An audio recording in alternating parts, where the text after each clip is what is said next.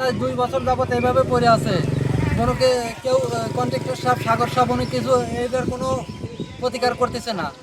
কিন্তু আমরা যে এই মহল্লায় দিগুইলে এবং রতনপুর মিলে প্রায় 5 থেকে 7 হাজার লোকের বসবাস।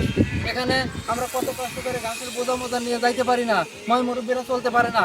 তো আমরা কর্তৃপক্ষের কাছে আবেদন জানাচ্ছি, ওনারা যেন তাড়াতাড়ি আমাদের এই কাজটা সমাধান করে দেয়। এখানে যে আপনার সীমানা, এই সীমানার মাঝখানে এই ব্রিজটা নির্মাণ হচ্ছে। আজ থেকে 2 বছর আগে থেকে এই কাজটা শুরু হয়েছে, আজ অবধি পর্যন্ত এই কাজটা সমাপ্ত হয় নাই, বুঝছেন। আমাদের এটি কৃষিপ্রবণ এলাকা এবং গরু বাছুরের এলাকা।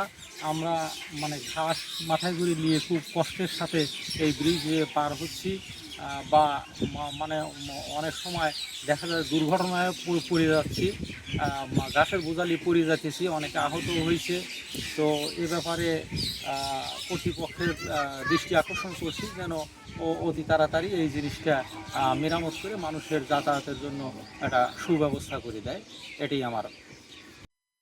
রতনপুর দিগুলিয়া মাঝামাঝি কাটাজোলা মাঝখানে ব্রিজ আজ বহুদিন যাবত, 1 বছর হলো যাবত এইভাবে রেখে গেছে।